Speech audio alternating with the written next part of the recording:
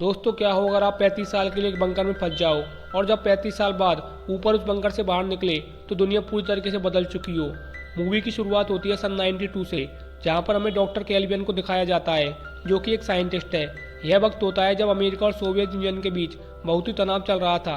America में हर जगह यह अफवाह फैली हुई थी कि रशिया कभी भी अमेरिका के ऊपर न्यूक्लियर बॉम्ब फेंक सकता है। इसलिए डॉक्टर कैल्विन ने अपने बैकयार्ड में एक अंडरग्राउंड बनाया होता है जो कि न्यूक्लियर बॉम्ब से बचने के लिए पूरी तरीके से सेफ था। अब डॉक्टर कैल्विन के घर पर एक पार्टी होती है।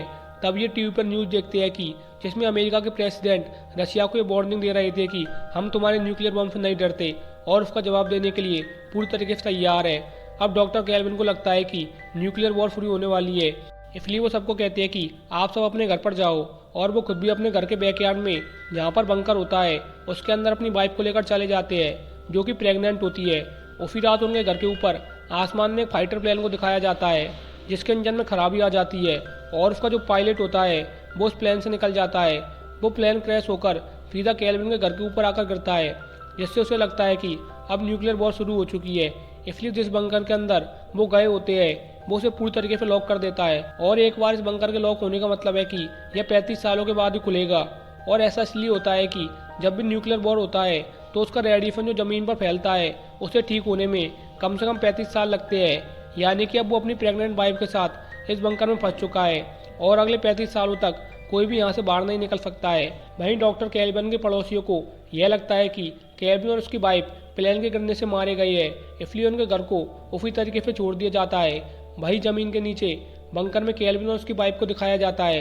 कैल्विन एक साइंटिस्ट है, इसलिए उसने यहाँ पर 35 सालों के लिए हर एक चीज़ को पूरी तरीके से पहले ही अरेंज कर रखा होता है। मतलब कि 35 साल तक इस बंकर के अंदर सर्वाइव कर सकते हैं। अब कुछ दिनों के बाद उसकी वाइफ एक बेटे को जन्म देती है। वो दोनों के दोनों बहुत खुश होते हैं और कहते हैं कि हमारा बेटा ह्यूमैनिटी को आगे बढ़ाएगा।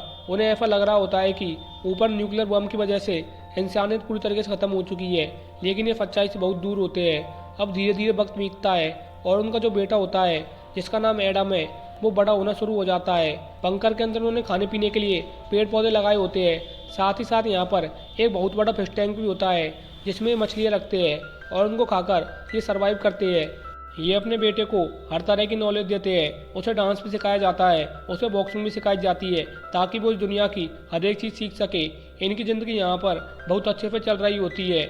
वहीं इनके बंकर के ऊपर हमें दिखाया जाता है जहाँ पर इनका घर था, अब वहाँ पर एक बार बन चुका है। और इसी तरीके से अब वक्त गुजर रहा होता है और 33 साल गुजर जाते हैं और अब सिर्फ 2 साल बचे हैं जब ये बंकर से बाहर निकल सकते हैं। ये इनके लिए बहुत रात की बात होती है और 2 साल भी इसी तरीके से गुजर जाते हैं। वो भी दिन आ जाता है जब ये बंकर से बाहर निकल सकते हैं। अब बंकर का दरवाज़ा अपने आप ही खुल जाता है। कैल्विन कहता है कि मैं रात को बाहर जाकर देखूंगा कि बाहर का माहौल कैसा है। रात को वो अपना येलो कलर का सूट पहनता है जो रेडिएशन से बचने के लिए बनाया गया होता है। इसके बाद वो लिफ्ट से ऊपर जाना शुरू हो जाता है। जब लिफ्ट चलती है तो वहाँ की ज़मीन थर्रा उठती है। वहाँ पर एक होमलेस इंसान होता है जिसमें लगता है कि भूकंप आ रहा है और अगले ही पल उसके सामने कैल्विन येलो कलर का सूट पहनकर खड़ा होता है। उसे देखकर वह इतना डर जाता है कि वह वहीं पर बेहोश हो जाता है। कैल्विन अब देखता है कि उसका घर एक बार में बदल चुका है।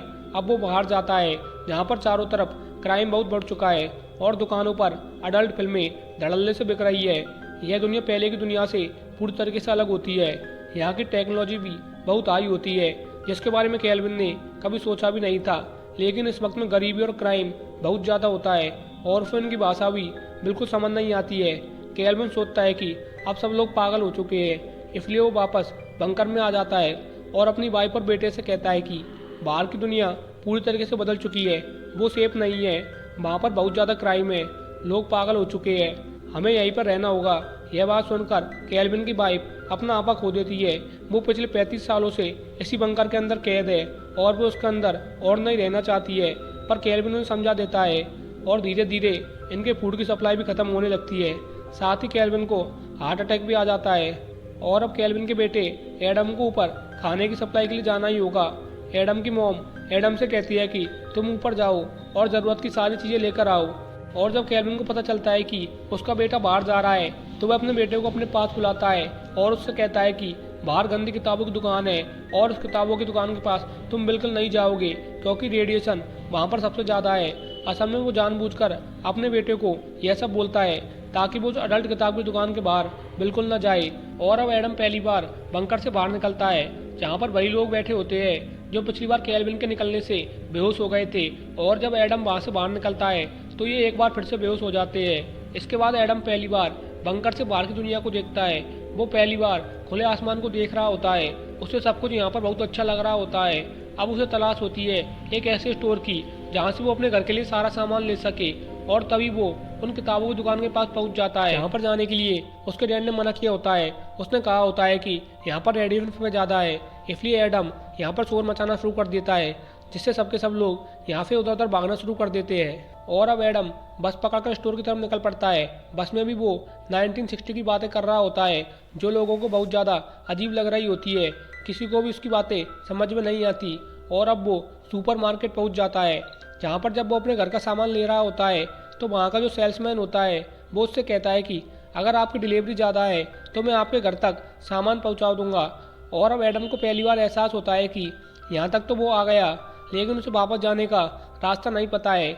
यानी कि वो इतने बड़े शहर में कहीं पर खो चुका है। वो चारों तरफ घूमकर उस बार को ढूंढ रहा होता है जिसके नीचे उसका बंकर है। उसके पैसे भी अब ख़त्म हो चुके हैं। उसके पास उसके डैड के बहुत सारे पुराने कार्ड्स होते हैं। उसके फादर ने उसने कहा था कि इन कार्ड को बेचकर तुम कुछ पैसे ले सकते हो। अब वो दुकानदार के पास जाता है। वो दुकानदार उसके सभी कार्ड की कीमत $500 लगाता है। लेकिन तभी यहाँ पर दुकानदार के असिस्टेंट ईवा आ जाती है और वो एडम को बताती है कि तुम्हारे कार्ड की कीमत $500 नहीं है, बल्कि तुम्हारे हर एक कार्ड की कीमत करीब $700 है। ये तुम्हें बेवकूफ़ बना रहे हैं। और वो अपनी जॉब को छोड़कर एडम के साथ यहाँ से निकल जाती है। एडम को ईवा बहुत अच्छी लगती है क्योंकि उसने उसकी मदद की होती है। और उसके बाद एडम उससे कहता है कि क्या तुम मुझे होटल तक छोड़ दोगी, और बदले में मैं तुम्हें 2 कार्ड देना चाहता हूँ। ईवा उसे होटल तक छोड़ देती है और एडम उसे 2 कार्ड दे देता है और ईवा यहाँ से चली जाती है। पर अगले दिन एक बार फिर से वो उसके पास आती है, क्योंकि उसे ऐसा लग रहा होता है कि उसने एडम से, जो कि बहुत ज़्यादा शरीफ है, उससे कार्ड्स लेकर अच्छा नहीं किया है। वो उसके कार्ड को उसे वापस लौटा देती है। और अब एडम ईवा से कहता है कि क्या तुम मेरी शॉपिंग करवाने में मदद करोगी, मुझे बहुत सारा सामान लेना है। दरअसल उसे 2 साल की सप्लाई लेनी होती है ताकि वो 2 साल तक बंकर से बाहर ना निकल सके। ईवा उसकी बात मान जाती है और अब वो उसके लिए सामान खरीदना शुरू कर देते हैं। यहाँ पर एडम ईवा को यह भी बताता है कि उसे अपनी शादी के लिए एक लड़की चाहिए, लेकिन शर्त यह है कि वो लड़की कैलिफोर्निया की होनी चाहिए, क्योंकि एडम की मॉम ने उसे बताया होता है कि सिर्फ कैलिफोर्निया के ही लोग हैं जो म्यूटेंट नहीं बने हुए हैं, बाकी सभी लोग म्यूटेंट बन चुके हैं। ऐसा इसलिए होता है कि न्यूक्लियर बॉम्ब के गिरने की वजह से जो रेडिएशन पैदा हुआ था उससे लोगों के दिमाग पर गहरा असर पड़ा है और वो म्यूटेंट बन गए हैं। इसलिए अपनी मॉम के कहने पर वो कैलिफोर्निया की लड़की से शादी करना चाहता है। एडम को ईवा अपने गे दोस्त से मिलवा देती है ताकि वो एडम का पूरी तरीके से मेक ओवर कर दे। और अब वो एडम को नई नई चीज़ें सिखाता है। एडम पहली बार समुद्र में नहाता है। वो पहली बार अपनी आंखों से लाइव बेसबॉल का मैच देखता है। साथ ही जब वो बैठा होता है तो आसमान से बारिश होना शुरू हो जाती है। उसने पहली बार अपनी ज़िंदगी में बारिश देखी है। हालांकि वह उसके लिए अम्ब्रेला लेकर आती है, लेकिन उसे बहुत अजीब लगता है क्योंकि वो इस बारिश को बहुत एंजॉय कर रहा होता है। ईवा ने उसकी बहुत मदद की होती है, इसलिए एडम उससे कहता है कि क्या तुम मेरी दोस्त बनोगी। ईवा उससे हाँ कर देती है और एडम उसे अपने गले पे लगा लेता है। वो उसे बहुत ज़ोर से गले लगाता है। दरअसल एडम को नहीं पता है कि लोगों से किस तरह बिहेव करना है। हालांकि उसकी एजुकेशन बहुत अच्छी हुई होती है, लेकिन फिजिकली लोगों से किस तरीके से मिला जाता है इस बारे में उसे ज़्यादा नहीं पता होता है।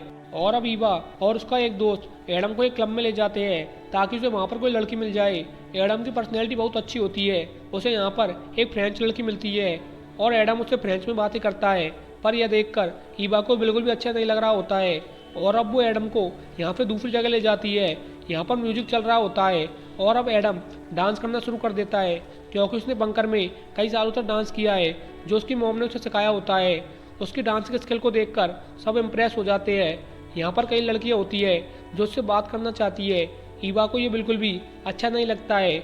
यहाँ पर ईवा का एक्स बॉयफ्रेंड भी होता है, वो उसके पास चली जाती है और अब एडम भी यहाँ पर आ जाता है और उसके बॉयफ्रेंड और एडम के बीच आर्गुमेंट होना शुरू हो जाते हैं। ईवा का बॉयफ्रेंड उसे पंच मारने की कोशिश करता है, पर यहाँ पर एडम, जिसे बॉक्सिंग आती है, जो उसके फादर ने उसे सिखाई होती है, वो अपनी बॉक्सिंग स्किल से ईवा के बॉयफ्रेंड को एक पंच मार देता है। और यह देखकर ईवा गुस्सा होकर यहाँ से चली जाती है और एडम उसे देखकर उसके पीछे पीछे चला आता है।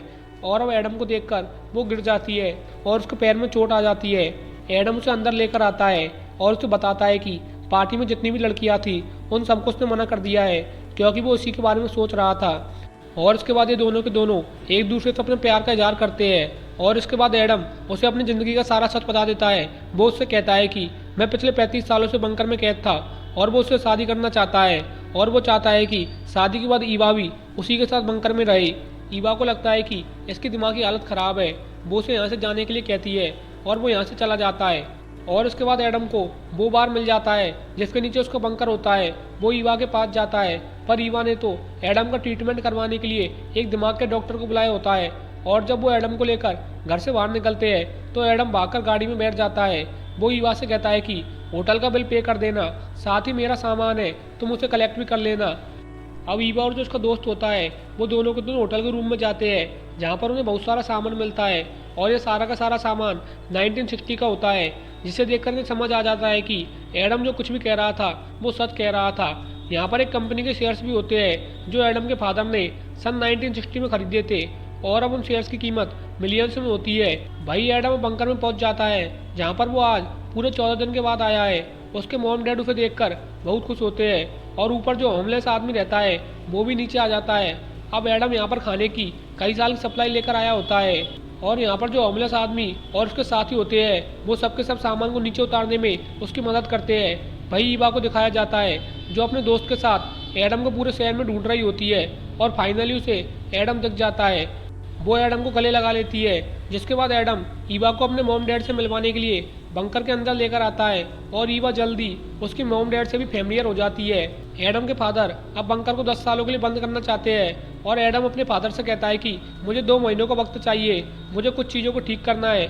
और वो ईवा के साथ 2 महीनों के लिए निकल जाता है, और उसके फादर 2 महीने के लिए बंकर को बंद कर देते हैं। यहाँ पर एडम के फादर के जो कंपनी के शेयर होते हैं उन्हें एडम बेचकर करोड़ों रुपए कमा लेता है, और अपने मॉम डैड के लिए शहर से दूर एक बहुत प्यारा सा घर बनाता है। और यह घर ठीक उसी तरीके से होता है जैसा 1960 में उनका घर हुआ करता था।